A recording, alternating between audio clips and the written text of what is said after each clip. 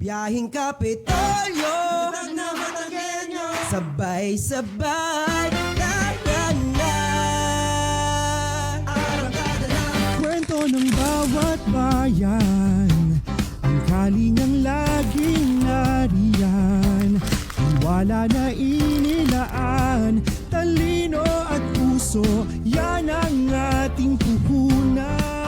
Sa kalsada ng pag-asa, may direksyong malinaw. Sama-sama, lakad tayo sa hakbang ng lalawigan. Ikaw ang kabalikan. Biyaheng Kapitolyo, serbisyong tapat sa Batanggenyo. Biyaheng Kapitolyo, matatag na Batangas, yan ang puso talino. Bukas ay abot kamay, kapit bisig sabay-sabay. Biyaheng Kapitolyo, Talino sa serbisyo, Kapitolyo. pusong Batanggenyo. Talino at puso. Sa bawat kilometro ang ating tinatahak, may kwento ng pag-asa at pagbabago. At sa bawat stopover, serbisyong may puso ang hatid namin sa bawat Batanggenyo. Sa ating bawat pagbiyahe, may dalang bagong pag-asa. Mas malapit, mas mabilis, at mas pinatibay. Ito ang bagong mukha ng ating ugnayan. Ayan, mula po dito sa Batangas Provincial Information Office, samahan niyo po kami ngayong araw ng Biyernes para po sa isa na naman pong makabuluhang talakayan na nakalaan sa public service. Ito po ang opisyal na programang pangradyo ng pamahalaang palalawigan ng Batangas. Ito po ang inyong Biyaheng Kapitolyo. Talino at puso. Ayun, magandang umaga Batangas. Ito po ang inyong lingkod, Tala Cabello. Hello, good morning po. Ako naman po si Almira Elaine Baler. Yan, at bago nga po tayo tuluyan na magtapos sa buwan po ng Hulyo, ipinagdiriwang po natin ngayon ang National Disaster Resilience Month. Isa pong paalala sa ating lahat na ang kahandaan ang unang hakbang sa pagprotekta po ng ating sarili, pamilya at komunidad laban po sa anuman pong kalamidad. At kaisa nga po ang pamahalang panlalawigan ng Batangas sa pamamagitan po ng Batangas Provincial Disaster Risk Reduction and Management Office o PTRRMO sa pagdiriwang na ito. Sa ilalim po ng tema naghahanda at kumikilos tungo sa panatag na bagong Pilipinas. Binibigyan diin po ang kahalagahan ng maagap na paghahanda, sama-samang pagkilos at aktibong pakikilahok ng bawat isa sa pagbuo ng ligtas, matatag at disaster resilient na komunidad. Yes, totoo yan kasamang Almira. Kapag nga po naririnig natin ang salitang disaster, madalas po ang unang pumapasok sa isip natin ay bagyo, lindol o pagputok po ng bulkan. Pero ang tunay po na layunin ng National Disaster Resilience Month ay hindi lamang po sa pagtugon kapag may sakuna, kundi paghahanda po bago pa man ito mangyari. At dyan nga po pumapasok ang salitang disaster resilience. Sa madaling salita po, ito po ang kakayahan ng isang tao, ng pamilya at ng komunidad na maghanda, makayanan, makaangkop at mabilis na makabangon mula po sa epekto ng anumang kalamidad. Kaya naman po sa ating pong programa ngayong umaga, tatalakayin po natin ang ilang mahahalagang gabay at paalala na makakatulong po sa atin sa iba't ibang uri ng kalamidad. Mula po sa paghahanda bago ang sakuna hanggang sa tamang dapat gawin habang at pagkatapos po nito. Mahalagang alam po natin ang wasdong hakbang upang mapanatili pong ligtas at ang ating sarili, hindi lamang po ang ating sarili kundi po ang ating mga mahal sa buhay. Tama ka, samantala, pag-uusapan nga natin ang mga simpleng ngunit napakahalagang safety guidelines sa panahon ng bagyo, lindol, pagbaha, pagputok ng bulkan at iba pang panganib na maaaring maranasan sa ating lalawigan. Sapagkat ang tamang kaalaman at maagap na paghahanda ang susi upang makaiwas sa kapahamakan. Ayun, kaya naman po samahan nyo kami habang iisa-isahin po natin ang mga dapat tandaan upang maging mas handa, mas ligtas at mas matatag sa harap po ng anumang sakuna. Ayan, ito na nga yung bago, dumating yung bagyo. Ito po yung ating mga kailangan gawin. Ayan, bago po dumating ang bagyo, alamin po natin ang balita ukol po sa panahon at mga anunsyong pangkaligtasan. Alamin din po natin kung ano po yung mga plano ng komunidad sa pagbibigay po ng babala sa pagdating po sa paglikas at suriin din po natin ang mga bahay at kumpunihin po natin yung mga mahina o mga sira ng bahagi nito kasi kasamang Almira, kadalasan nga pag meron tayong bagyo, kailangan handa rin yung ating mga tinitirahan kasi ito talaga yung nagsisilbi nating shelter eh. Ito yung ating protection sa bagyo kaya make sure natin na lahat po ay nakumpuni, lahat po ay ayos at wala pong magiging problema. Yes, at maganda na bago pa magbagyo season ay na-check na natin yung Tama. mga bahay natin kung may kailangan bang ayusin, yung ating mga kisame, minsan natagas na pag naulan, yung simpleng ulan lang na ay nababasa na yung ating mga Yes. nakapasok na minsan eh. Kahit Naranasan simpleng mo ulan ba pa yun? lang. Yung parang may timba-timba kayo na sa loob ng bahay? Hindi mo naranasan Hindi. yun? Mataas kasi yun. Nasa mataas kasi kaming lugar. Kaya hindi namin nararanasan. Pero kung nakikita natin na may iba tayong mga kabatanggenyo na Oo. nakakaranas ng pagbaha. Lalo na Kabatanggenyo. Kabatanggenyo. Mga batang kapwa nating Batanggenyo. Sorry. Shortcut. Pero yun, may nakakaranas na dito sa bayan ay nabaha na ng simpleng ulan lang natin. Kaya kailangan ay handa tayong at ating mga bahay. Yes. Madagdag ko lang kasamang Almira, wag din po natin kakalimutan na iligtas po yung ating mga alagang hayop Yes. sa mga lugar po. Yes. Make sure po natin na bago pa nga lang po magtag-ulan, ay naka-secure po silang lugar at hindi po sila mahihirapan. Tama. At syempre kapag po inabasuhan na ng kinauukulan na mabilis na lumikas lumikas po tayo sa itinakdang evacuation center. At syempre hindi natin makakalimutan yung ating mga go bag din na Yes. tinatawag. Oo, tama. At bukod nga dito sa ating emergency preparedness tips sa ating bagyo, ay lilipat naman tayo sa earthquake. Yung kailangan nating paghandaan pag lumilindol. Kasi minsan, hindi natin inaasahan ay minsan sabay may bagyo, may lindol. So parang if ever na magkaroon tayo ng experience na lumindol din, Yes, at ay- syempre nga, dahil nga Disaster Resilience Month to, tatalakayin talaga natin yung about naman sa paglindol. Sige, Yes. kasamang Almira. Yan. Una ay suriin, malapit ba kayo sa fault line o maaari bang mag-landslide o mahagip ng tsunami ang inyong lugar? Kasi, syempre, kung tayo nakatira na matagal dun sa lugar, ating malalaman dapat alert tayo kung ito ba ay prone sa ating tinatawag nga ng fault line. May prone to landslide ba ang lugar na ito? Kasi kung ganon, kailangan ay tayo ay lumikas agad if ever, pag ready na tayo. Tiyakin na matibay ang pagkakagawa ng mga pader at poste ng bahay. Ikabit sa pader ang mga mabibigat na furniture at gamit na maaaring bumagsak kapag lumilindol. Alamin ang ligtas at hindi ligtas na lugar sa inyong bahay at sa paligid ng ating komunidad. Ituro sa mga bata kung paano mag-drop, cover, and hold sa oras ng lindol. Ay mga bago mangyari ang ating lindol ay dapat po ay aware po tayo kung ano po yung surroundings natin, kung anong dapat natin gawin na syempre una sa lahat ay huwag po tayo magpapanik. Kung ating gagawin po agad ang drop, cover, and hold na maaari na natin ituro sa mga anak natin, sa mga bata na mag-drop, cover, and hold and Sa wag mga magpapanik. magulang na may Yes. mga anak na, Yes. syempre ituturo nila yan. Ayan. At ito nga po, drop, cover, and hold nga po. Ano nga ba yung mga dapat gawin kapag naman lumilindol? Syempre, maging kalmado po tayo. At pumunta po agad tayo sa pinakaligtas na lugar o spot po sa bahay nga kagaya ng sabi mo. Alam niyo po ba yung triangle of life? Yeah. Parang ayun yung dumidikit ka Safest. sa pader. Oo. Tapos kapag nabagsakan ka ng mga mabibigat, yung bagsak sa'yo pa-triangle na ganyan. Oo. So ito yung pader, tapos nandito ka. So pag bagsak sa'yo ng gamit, paganto yung bagsak. Oo, hindi ka So ganun nandito ka. Oo. Oo. So hindi ka wow. Sana mo nakikita nyo. Sa mga nakakarinig sa atin sa radyo. Oo. Pero if hindi nyo pa po alam, pwede nyo po siyang ma-search. Siyempre po, ipakita rin po sa mga bata yung mga dapat gawin para nga hindi sila matakot. At huwag po lumabas ng bahay habang lumilindol. Mag-drop, cover at hold po sa pinakaligtas na spot ng bahay hanggang tumigil na po yung pagyanig. Huwag po yung habang nayanig tayo ay nakikisabay Naglilipat. po tayo sa Oo. paglabas. Ano po?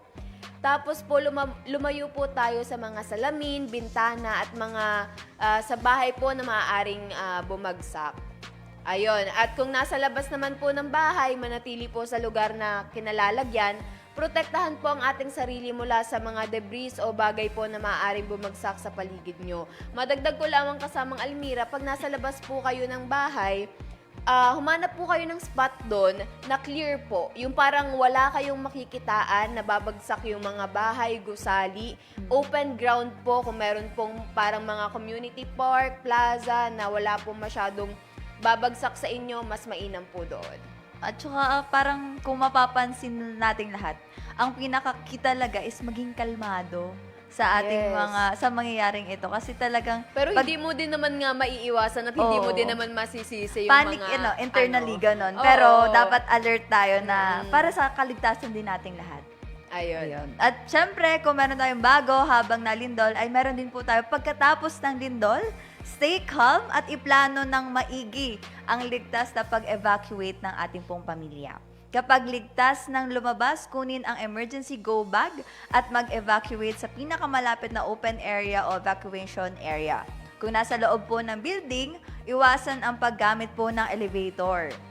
Ayun. Yes, totoo yan. Kasi yung iba sa kagustuhan na Mauna, makababa oo. agad, magagamit po ng elevator, malaki po yung chance na magkaroon po ng parang Mag-overload ang elevator. mag-overload, masira yung hindi magka-power kasi nga lumilindol. So, mas safe pa rin po ang hagdan at Yes. emergency exits. Yes, at umiwas po tayo sa tulay at patataas na gusali at structures na maaaring gumuho. Maging alerto sa aftershocks, posibleng landslide at sunog. Kung nakatira sa malapit sa dagat, makinig sa mga official tsunami warning o advisory ng barangay o LGU. Kamustahin ang mga bata at pakinggan ang kanilang iniisip at nararamdaman pagkatapos ng lindol. Siyempre, kailangan din natin silang kamustahin, i-explain kung ano bang nangyayari, kung anong gagawin, at ano yung pwede pang mangyari pagkatapos ng sakunang iyon. Iyon. Ayan, ang mga dapat naman po gawin habang pumuputok ang bulkan. Ito naman po yung mga dapat nating sundin, kung ikaw naman po ay nasa loob ng bahay o gusali, ayan po, isara po ang lahat ng butas, isara po yung mga pinto, bintana at anuman pong siwang. O anong tinatawag natin doon? Ang siwang po ay yung kawang. Kasi baka Siwang. masyadong malalim yung pagkatagalog. Ang siwang Yes. po ay kawang. Kawang. Kasi syempre pag habang pumuputok nga yung bulkan, yung mga ashes galing sa bulkan Yes. ay baka malanghap, delikado po. Takpan ang pagkain at inumin, protektahan po ang mga ito mula sa kontaminasyon ng abo.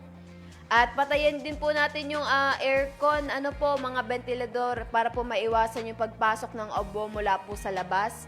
At syempre po, manatili po tayong nasa loob ng bahay at huwag po lumabas ng bahay o gusali upang maiwasan po ang abo at nakakalasong gas.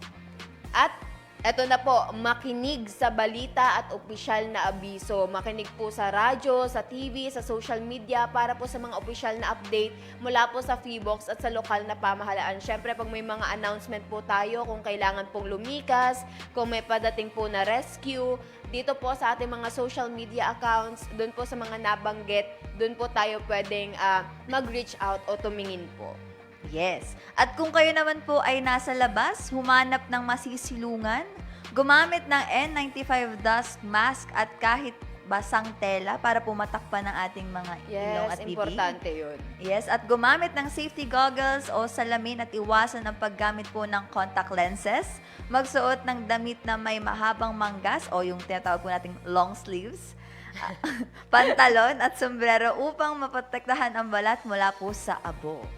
At kung kayo naman po ay nagmamaneho, iwasan po ang mababang lugar. Ang abo at iba pang materyales ay maaaring bumagsak at bumaba sa inyo po. Sa mga dalisdis. Dalisdi. The Lisdis. Yun. Ano yun? Kasamantala? Alam mo, mag-next na tayo sa sunod. Lumayo po tayo Okay. sa ating mga permanent danger zone or yung tinatawag nga nating PDZ.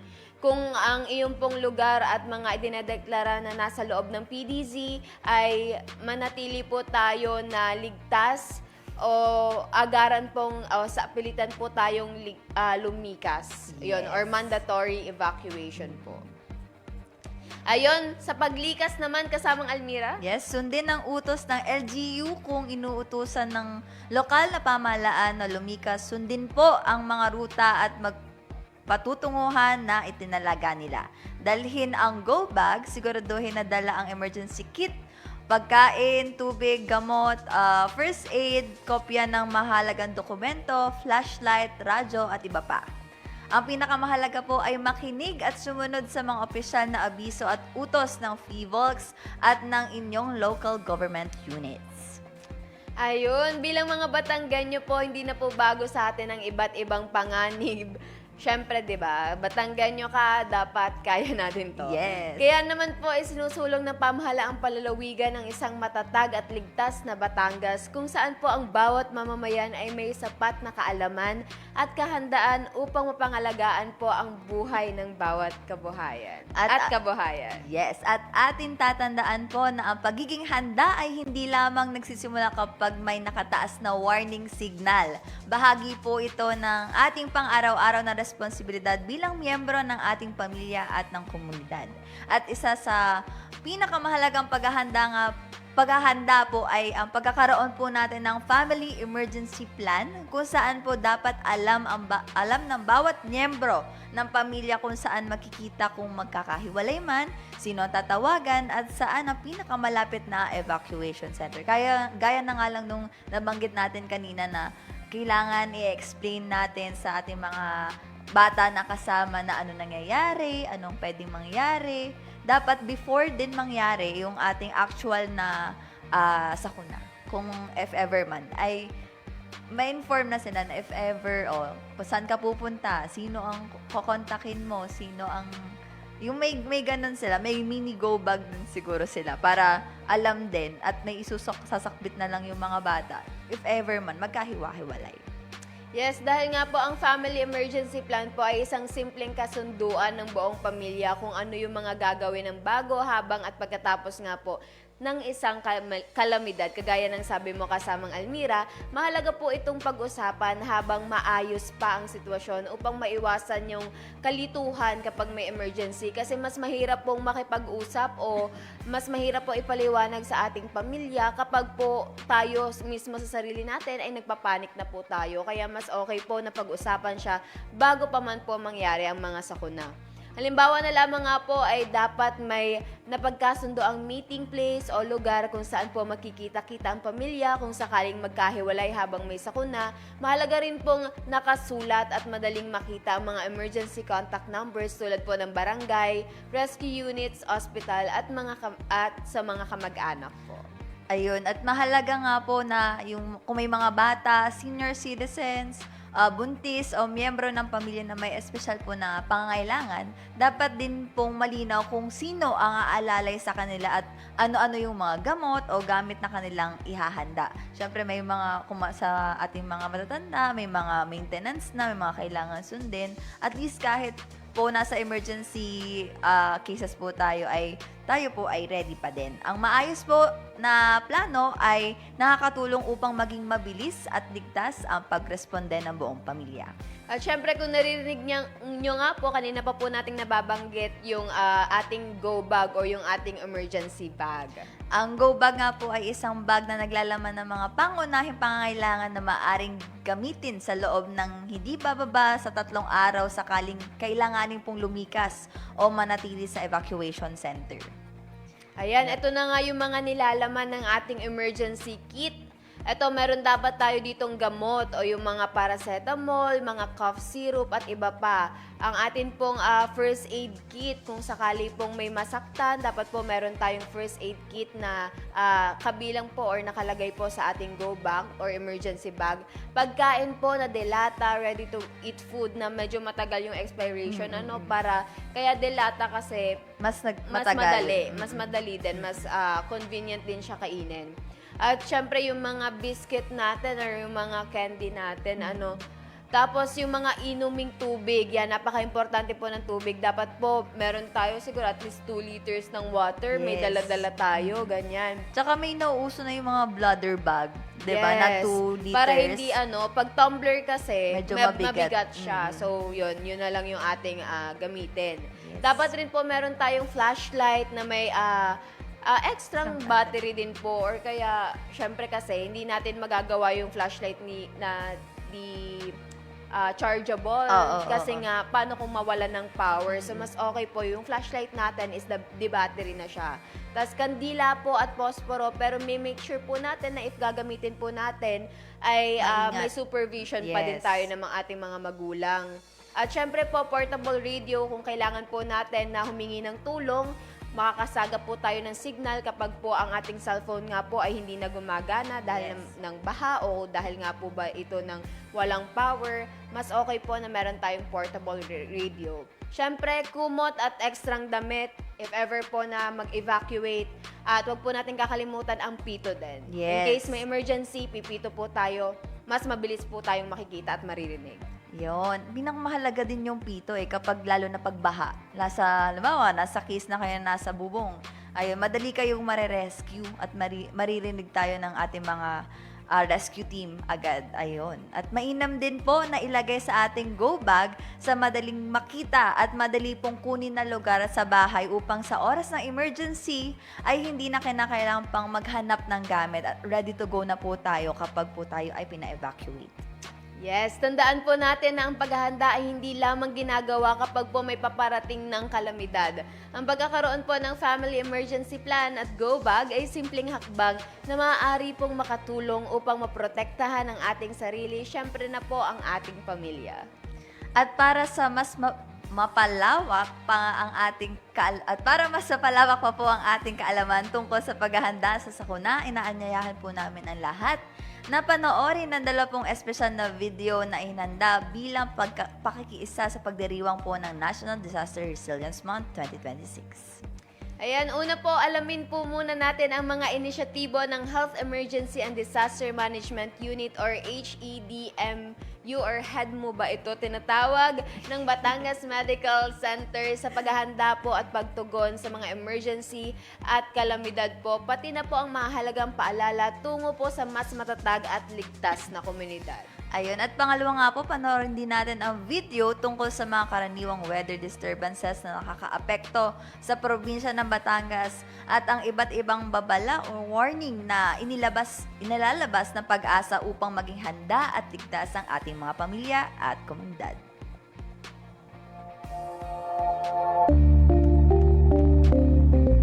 Ako si Dr. Jess M. Tenorio, ang head ng Health Emergency Disaster Management Unit or HEDMU dito sa Batangas Medical Center. Ngayong buwan ng Hulyo, pinagdiriwang natin ang National Disaster Resilience Month. Ang tema nito ay naghahanda at kumikilos tungo sa panatag ng bagong Pilipinas. Sa pagkakataong ito, nagkaroon kami ng maraming programa upang mapataas ang kalidad ng pagiging ligtas sa sakuna ang ating Batangas Medical Center. Marami tayong mga aktibidad tulad ng Disaster Awareness Campaign tungkol sa flood, earthquake at fire. Magko-conduct tayo ng maraming BLS training dito sa ospital at sa labas ng ospital. Magkakameron din kami ng mga PD, BLS o Basic Life Support para sa mga kabataan ng mga empleyado o anak ng ating empleyado dito sa ospital.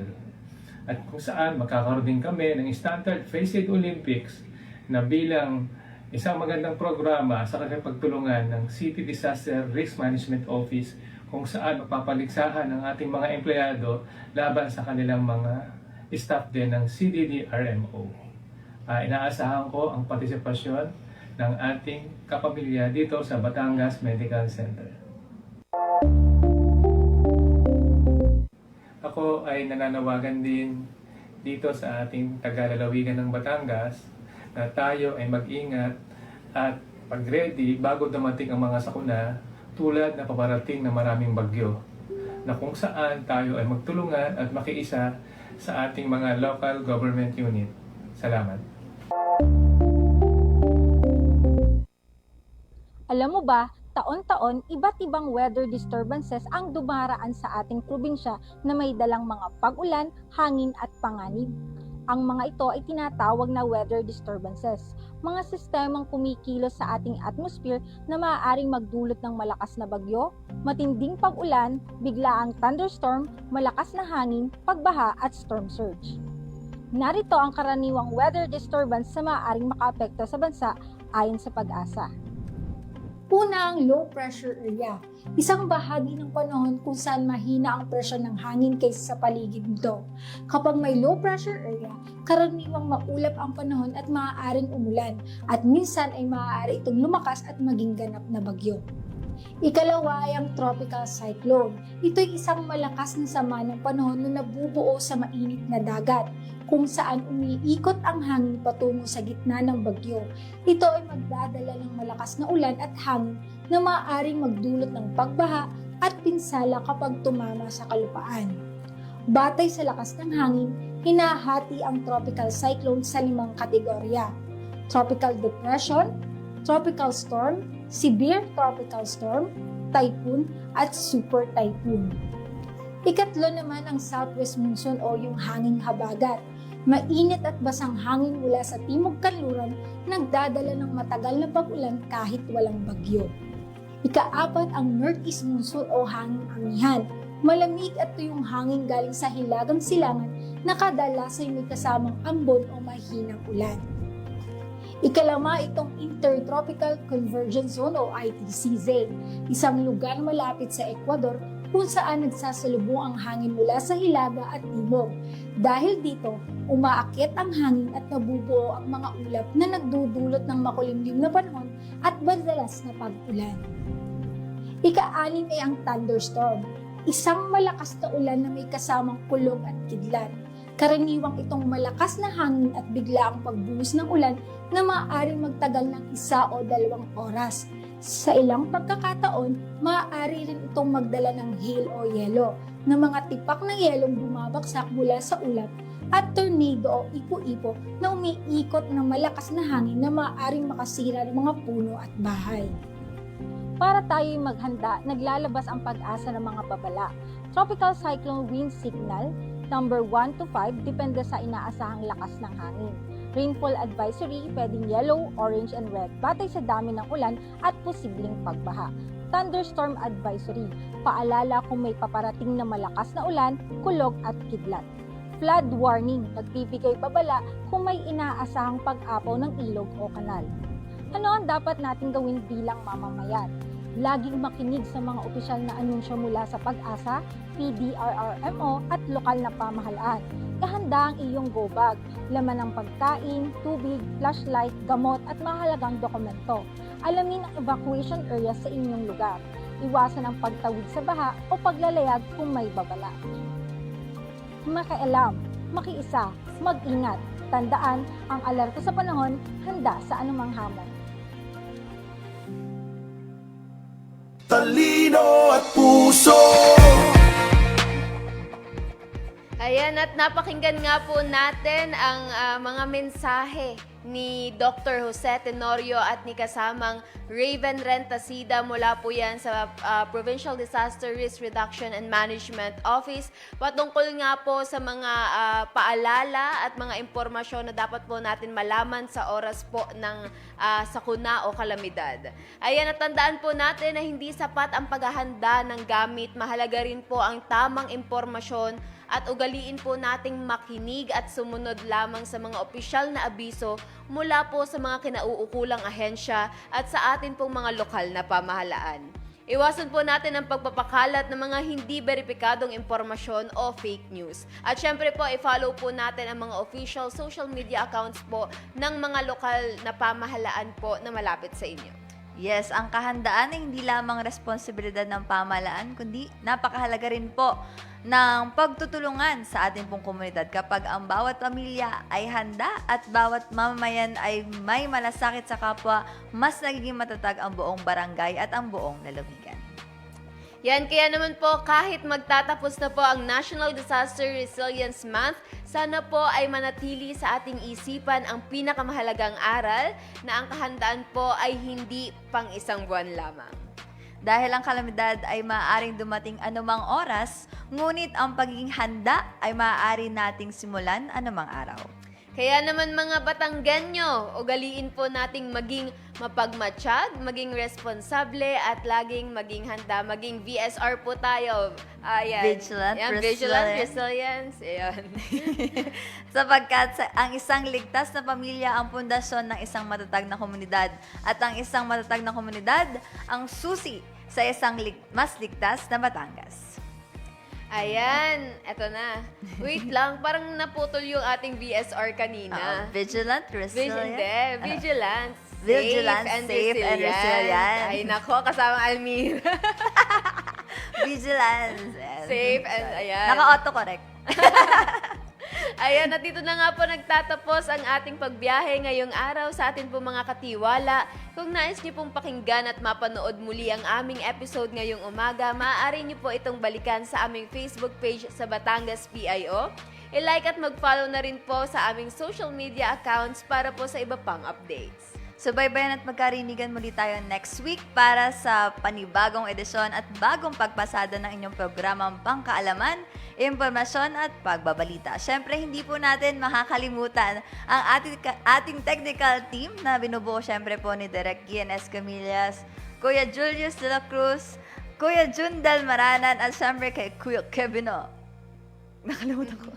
Medrano, yon. At syempre sa inyo na aming Nakalimutan pa, no? Sorry. Ikaw pa naman, kuya, favorite ko tang kuya.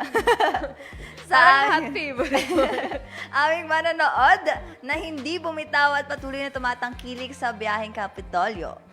Ayan, sa ngalan po ni kasamang Sir Jonathan Macaraig, kasamang Jane Ilarmo Ilagan at syempre po sa ngalan po ni Governor Vilma Santos Recto at ng pamahalaang palalawigan ng Batangas, ito po si Tala Cabello. At bago po tayo magbitaw ng huling salita, magpapabati si Ate Riza Melo. Yes, hi Hello. Ate Rai! Shout out! Shout out sa'yo! Ayun, ng pamahalaang may talino sa serbisyo, puso sa tao at lahat para sa Batanggenyo, ito po si Almira Elaine Baler. Yes, magkita-kita po muli tayo sa mga susunod na episode ng ating pagpasada para sa tuloy-tuloy na serbisyo para sa Batanggenyo. Muli, ito po ang inyong Biyaheng Kapitolyo! Kapitolyo, serbisyong tapat sa Batanggenyo. Biyaheng Kapitolyo, matatag na Batangas, yan ang puso talino. Bukas ay iabot kamay, dapat bisig sabay-sabay. Biyaheng Kapitolyo.